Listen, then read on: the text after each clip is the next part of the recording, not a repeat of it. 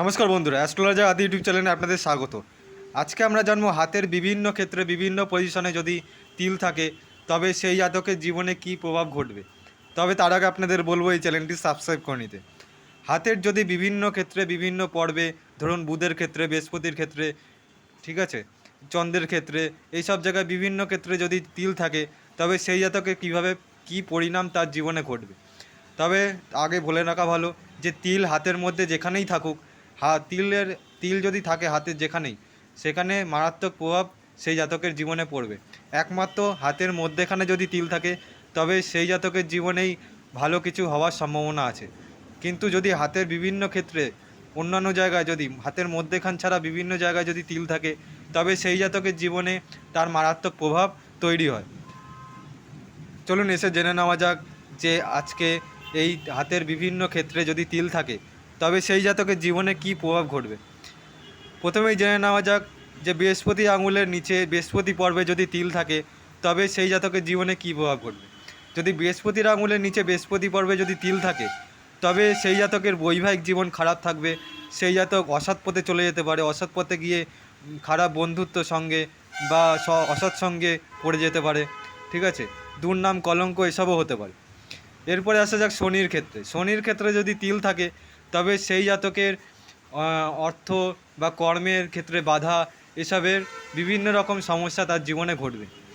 এরপর আসা যাক রবির ক্ষেত্রে। রবির ক্ষেত্রে যদি তিল থাকে তাহলে বৈবাহিক জীবন, বিবাহের ক্ষেত্রে বাধা এবং কর্মের ক্ষেত্রে বাধা, কর্মে দুর্নাম কলঙ্ক লেগে যাওয়া তার জীবনে, কর্মের বিভিন্ন কর্মে সুনামে অর্জনে বাধা, এসব বিভিন্ন কর্মধারা তার ব্যাহত হবে যদি রবির ক্ষেত্রে যদি তিল থাকে।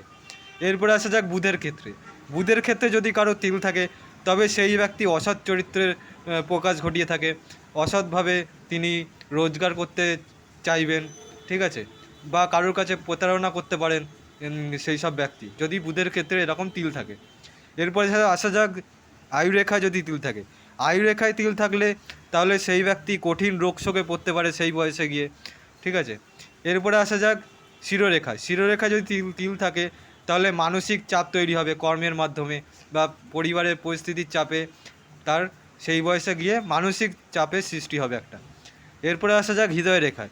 হৃদয় রেখায় যদি এরকম তিল থাকে তবে সেই জাতকের প্রেমে বাধা বা পরিবার পরিজন দ্বারা আঘাত পাবে মনে, ঠিক আছে, সেই বয়সে গিয়ে এই যদি হৃদয় রেখায় তিল থাকে তাহলে পরিবার পরিজন দ্বারা বা প্রেমে আঘাত, ঠিক আছে, ব্রেকআপ হয়ে যাওয়া, এইসব ঘটনা ঘটে যদি হৃদয় রেখায় তিল থাকলে। এরপরে আসা যাক চন্দ্রের ক্ষেত্রে। চন্দ্রের ক্ষেত্রে তিল থাকলে মনে শান্তির অভাব থাকবে, মানসিক কষ্ট তার জীবনে ঘটবেই সেই বয়সে বা কোনো রকম বয়সে গিয়ে সেই জাতকের জীবনে একটা মানসিক কষ্ট তার জীবনে তৈরি হবে। এরপরে আসা যাক শুক্রের ক্ষেত্রে।